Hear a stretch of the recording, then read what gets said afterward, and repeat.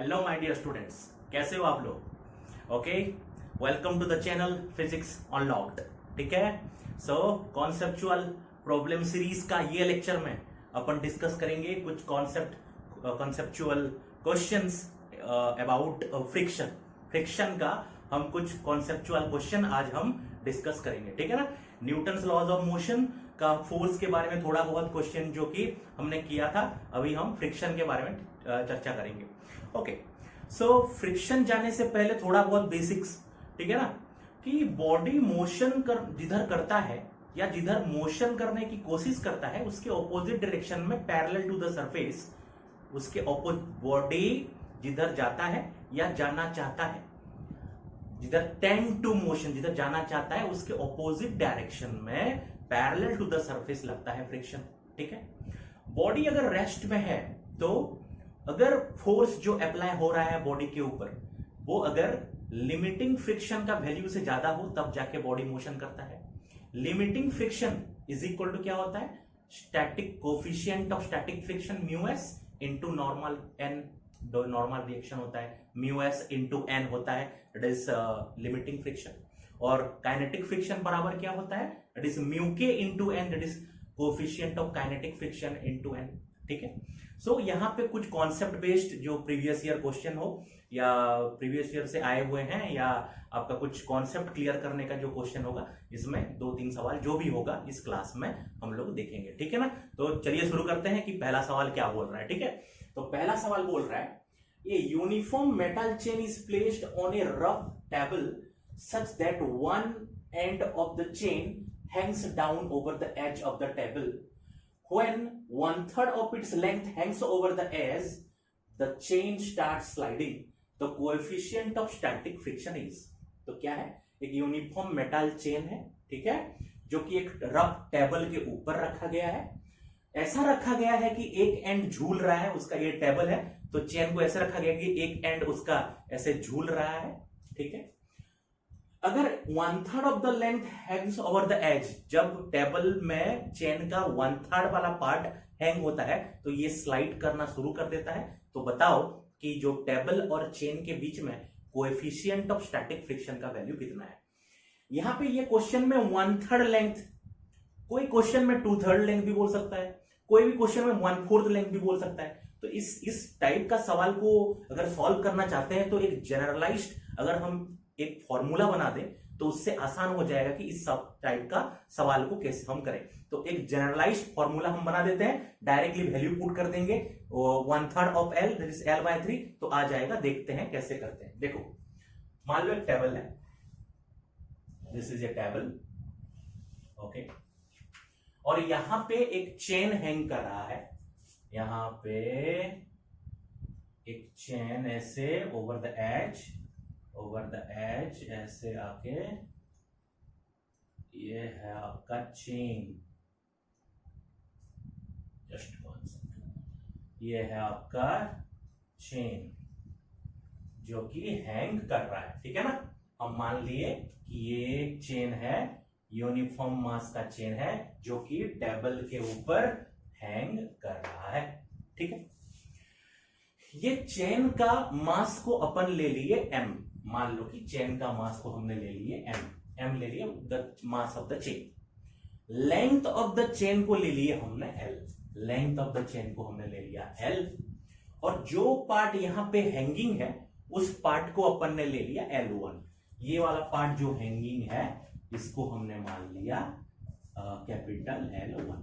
Okay, सही है, हमने L1 मान लिया ये लेंथ ऑफ द चेन को। ओके, उसके बाद नेक्स्ट हमने मान लिया कि चेन और टेबल के बीच में कोएफिशिएंट ऑफ फ्रिक्शन का वैल्यू म्यू है। हमने मान लिया था coefficient of friction between the chain and the table is mu. Okay, यहां पे क्या कंडीशन ऐसा होगा ताकि ये चेन स्लाइड ना करे? The minimum condition, the condition for which the chain will not slide down the table, what will be the condition, देखते हैं। अच्छा, ओके, ये जो L1 पार्ट जो हैंगिंग है इसका मास कितना होगा? अच्छा, total mass of the chain m है, टोटल लेंथ L है, तो मास पर यूनिट लेंथ कितना हो जाएगा? मास पर यूनिट लेंथ हो गया हमारा m by L, m by L हो गया मास पर यूनिट लेंथ। कितना पार्ट झूला हुआ है L1, तो ये L1 पार्ट का मास कितना होगा, that is m by L into L1। ये हो गया mass of this part, m by L into L1 हो गया मास ऑफ दिस पार्ट। इसके ऊपर क्या फोर्स लग रहा है, इसका वेट लग रहा है डाउनवर्ड, इसका वेट लग रहा है डाउनवर्ड। तो जो फोर्स लग रहा है दैट इज इंटू जी कर देंगे, तो ये वाला फोर्स लग रहा है नीचे, सही है, that is m by L into L1 into g, ऐसे नीचे लग रहा है, सही है।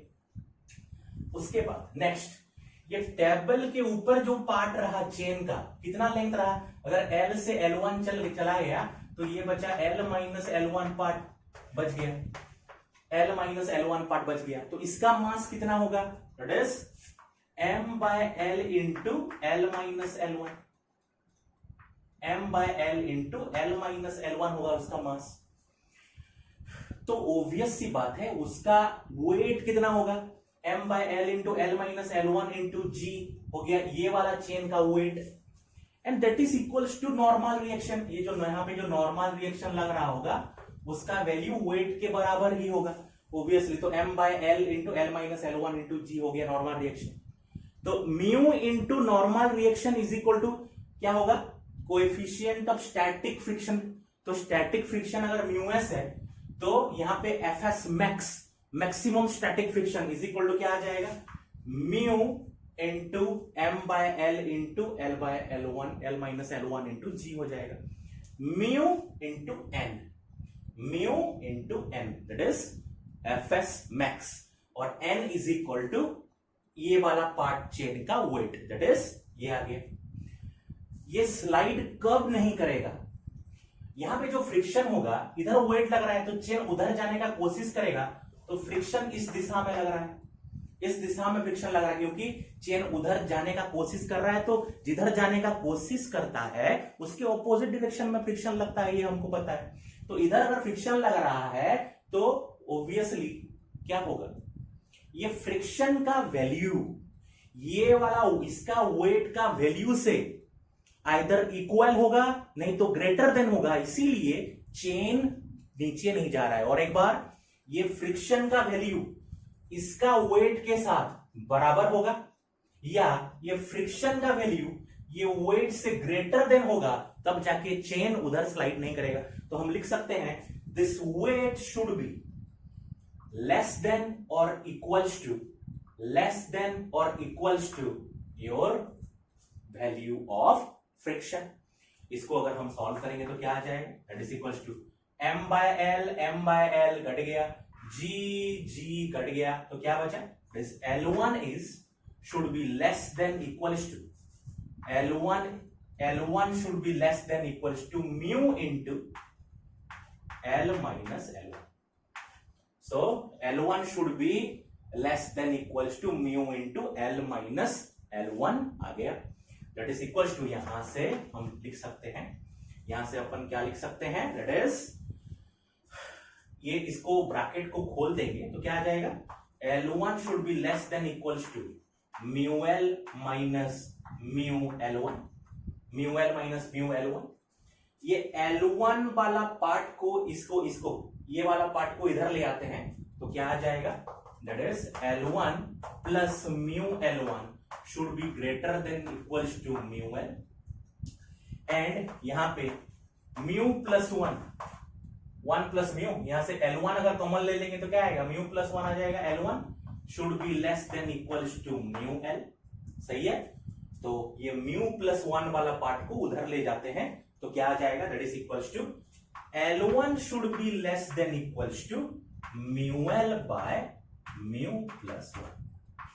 तो L1 should be less than equals to mu L by mu plus 1। This is the condition for that the chain will not slide, ठीक है ना, it is on the edge, ठीक है, मतलब edge of sliding में है, थोड़ा इधर उधर हुआ तो स्लाइड करना शुरू कर देगा, and this is the condition L1 should be less than equals to mu L by mu plus 1।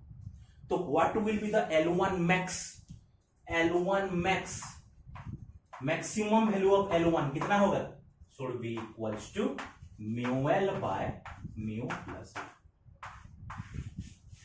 This is our formula. अगर चेन का प्रॉब्लम दिया है और आपको स्टैटिक फ्रिक्शन का वैल्यू अगर दिया है तो this is the condition that the hanging part should be always equals to the hanging part should be always equals to mu L by mu plus one at the क्या edge point of sliding. ये condition follow करेगा। तो ये वाला formula को अपन note down कर लेंगे क्योंकि किसी भी फॉर्मूला में अपन लगा सकते हैं। ठीक है, अभी ये वाला फॉर्मूला को इस क्वेश्चन में अपन यूज करेंगे। ठीक है ना, ये वाला, इसको पॉज करके नोट डाउन कर लेना बच्चों। दैट इज ये वाला फॉर्मूला को हम अभी यहां पे लगाएंगे। यहां पे देखो क्या बोला है, uniform metal chain. Okay, so बोला है 1/3 of its length hangs over the edge when the chain क्या hangs down the edge. When 1/3 of its length hangs over the edge, the chain starts sliding. Edge of sliding. Edge of sliding में उसका length जो hang किया था वो क्या है 1/3 of its length। मतलब आप लिख सकते हो L1 बराबर L/3 1/3 of its original length। जब hang किया था तब स्लाइड करना शुरू किया तो म्यू का वैल्यू कितना, डायरेक्टली यहां पे पुट कर दो। L1 मैक्स के जगह में L/3, L1 मैक्स के जगह में L/3 should be equals to mu L by mu plus one. देखो दोनों साइड से L और L कट गया, इस 1/3 बराबर mu by mu plus one और क्रॉस मल्टीप्लाई कर देंगे तो 3 mu is equal to mu plus one. That is ये म्यू को इधर ले आए तो 2 mu is equal to 1 and that is यहां से कोएफिशिएंट ऑफ स्टैटिक फ्रिक्शन बराबर 1/2। So the coefficient of static friction will be mu is equal to 1/2, so that when 1/3 part of the 1/3 of the length of the chain is hangs over the edge of the table, it starts sliding। ठीक है, तो ये 1/3 बोला, अभी 2/3 बोला, 1/4 बोला, 1/6 बोला, कुछ भी बोला, ये वाला फॉर्मूला में अगर पुट कर दोगे तो फटाफट आपको आंसर मिल जाएगा। आया समझ में? लाइन बाय लाइन जाओ, वीडियो को अच्छे से देखो। कोई अगर कोई भी डाउट है तो कमेंट सेक्शन में जाके कमेंट दे सकते हो, नोट डाउन कर लो वीडियो पॉज करके। फिर चलते हैं नेक्स्ट क्वेश्चन की तरफ। हो गया बच्चों, चलते हैं नेक्स्ट क्वेश्चन की तरफ। तो नेक्स्ट क्वेश्चन क्या बोल रहा है? अच्छा ओके, बहुत बच्चों को ना ब्लॉक के ऊपर ब्लॉक, एक ब्लॉक के ऊपर दूसरा ब्लॉक दे दे और ऊपर वाले ब्लॉक में फोर्स लगाए या नीचे वाला ब्लॉक में फोर्स लगाए तो कंबाइन एक्सेलरेशन कितना होगा, ऊपर वाला बॉडी का एक्सेलरेशन कितना होगा, नीचे वाला बॉडी का एक्सेलरेशन कितना होगा, बहुत थोड़ा सा अंडरस्टैंडिंग में प्रॉब्लम होता है। तो इसका हम 1-2 क्वेश्चन देख लेते हैं ताकि हमारा जो डाउट है वो क्लियर हो जाए। ठीक है ना, तो क्वेश्चन क्या बोल रहा है देखिए। क्वेश्चन बोल रहा है ये सिचुएशन को कंसिडर करो। देखो एक ब्लॉक है 5 kg का और उसके ऊपर एक ब्लॉक है 2 kg का। ये जो नीचे वाला ब्लॉक है वो स्मूथ सरफेस के ऊपर रखा गया है।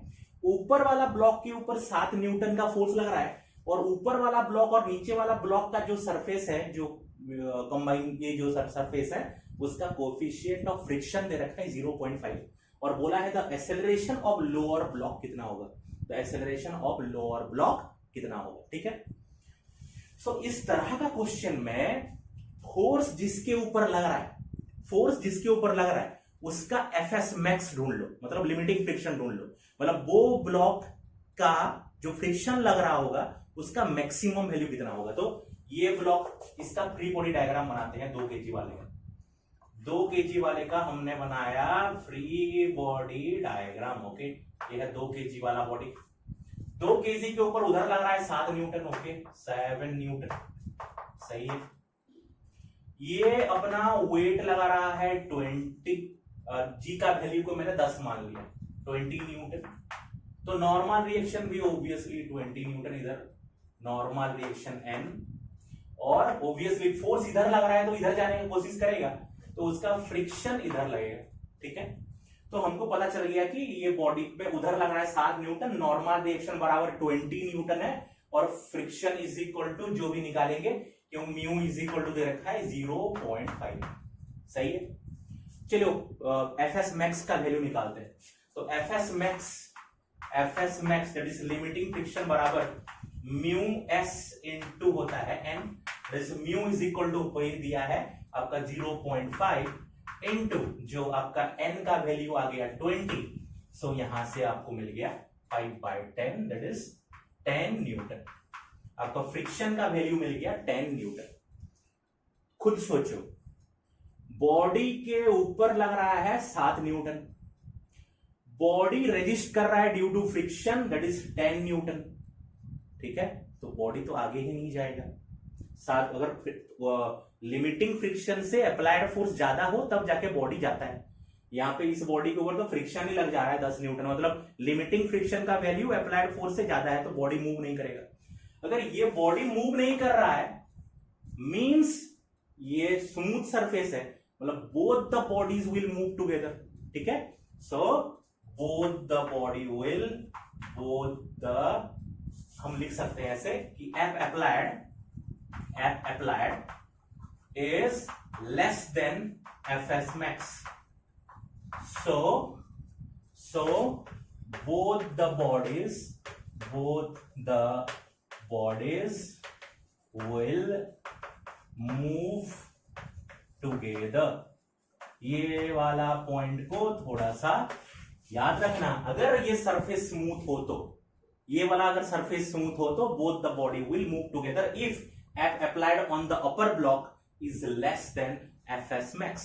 That is equal to क्या हो जाएगा, that is इसका टोटल का एक्सेलरेशन हम मान लेते हैं a है, तो 7 न्यूटन लग रहा है, टोटल मास इनटू एक्सेलरेशन, तो क्या कर सकते हैं, that is आप लिख सकते हो 5 + 2 7a mass into acceleration is equal to applied force, that is 7, that is a is equal to 1 meter per second square.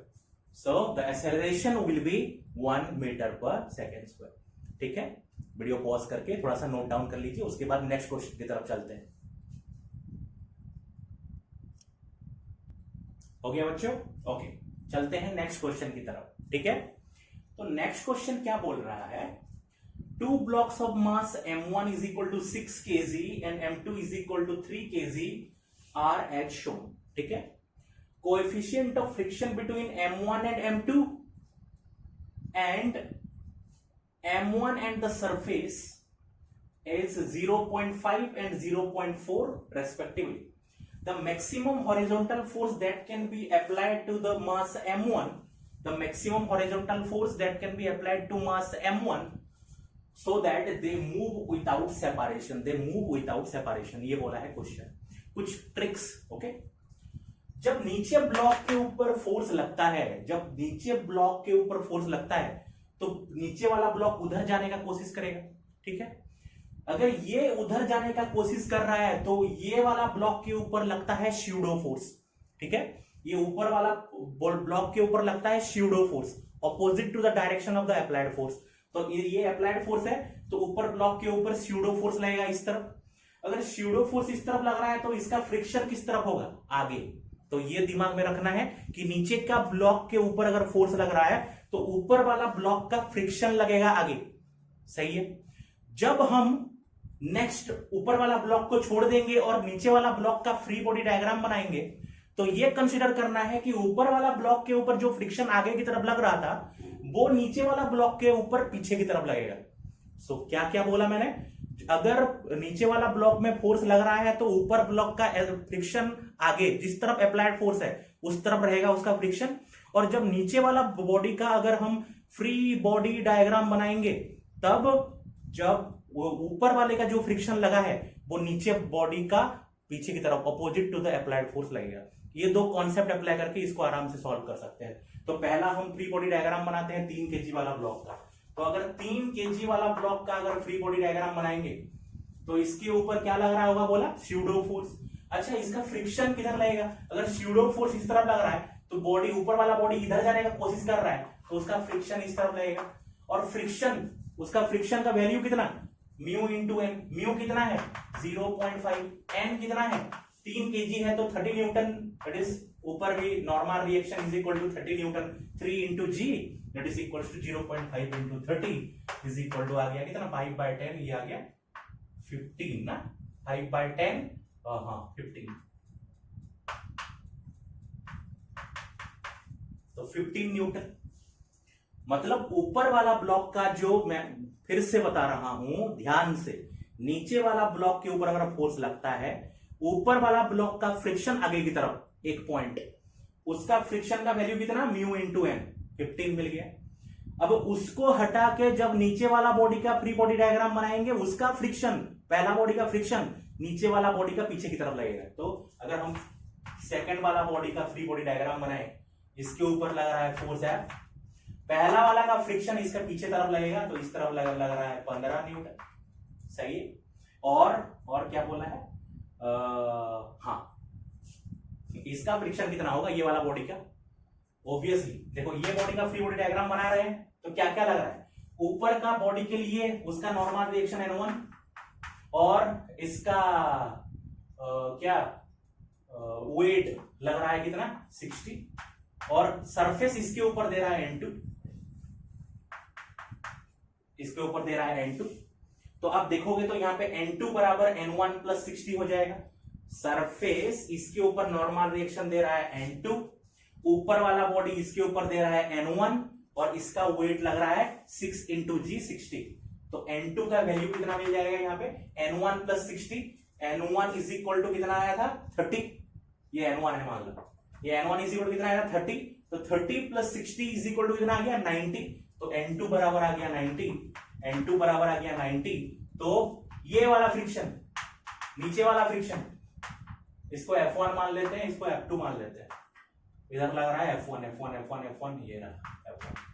Okay, तो F2 मान लेते हैं नीचे वाले का, तो F2 इज इक्वल टू क्या आ जाएगा, म्यू इंटू N2, तो F2 इज इक्वल टू आ गया, म्यू कितना है ये वाले का 0.4, 0.4 इंटू N2 कितना आया 90, सो ये कितना आ गया 36 न्यूटन। 0.4 इंटू 90, 4/10, 10, 9, 9 4 36 न्यूटन आ गया। तो इधर लग रहा है 50, इधर लग रहा है 36, और इधर लग रहा है F। सही है। अभी आते हैं एक्सेलरेशन की तरफ। ये वाला बॉडी का एक्सेलरेशन मान लो कि ऐसे जा रहा है, ऑब्वियसली फ्रिक्शन उधर लग रहा है तो फोर्स इधर लगता है, एक्सेलरेशन उधर होगा। तो इसका मास है 3 kg, उसके ऊपर फोर्स लग रहा है 15, तो एक्सेलरेशन का वैल्यू कितना आ जाएगा, अगर 3 kg है, ये लग रहा है 15, तो कितना हो जाएगा, that is equals to 15/3, that is A is equal to आ गया 5 मीटर पर सेकंड स्क्वायर, 15/3 आ गया 5 मीटर पर सेकंड स्क्वायर आ गया। सही है। दैट इज, उसके बाद अगर ये 5 मीटर पर सेकंड स्क्वायर में जा रहा है, दोनों क्या बोले थे, मूव विदाउट सेपरेशन, मतलब ये अगर 5 मीटर पर सेकंड स्क्वायर में जा रहा है तो ये भी जाएगा 5 मीटर पर सेकंड स्क्वायर में। तो net force is equal to mass into acceleration कर देंगे, इसका 6 kg है, तो क्या होगा, नेट फोर्स कितना होगा, F माइनस 15 प्लस 36 कितना आ गया, 40 11 51 is equal to 6 into A। सही है। A इज इक्वल टू पता है कितना, A इज इक्वल टू कितना पता है, 5 30, that is F minus 51 is equal to 30, एंड F बराबर कितना आ गया, 81 न्यूटन। सही है, समझ में आया। सो फ्रेम बाय फ्रेम जाना, और इसको कोई भी डाउट है तो कमेंट सेक्शन में आप कमेंट दे सकते हो, ठीक है। तो फिर नेक्स्ट क्लास में कोई एक नया टॉपिक के ऊपर हम कॉन्सेप्चुअल क्वेश्चन में लेके आऊंगा। आज का क्लास का अगर कोई डाउट है तो कमेंट सेक्शन में आप कमेंट करो, वीडियो को लाइक शेयर एंड सब्सक्राइब करो, अपना दोस्तों के साथ शेयर करो, ठीक है, और अच्छे से पढ़ते रहो। मिलते हैं नेक्स्ट क्लास। Thank you.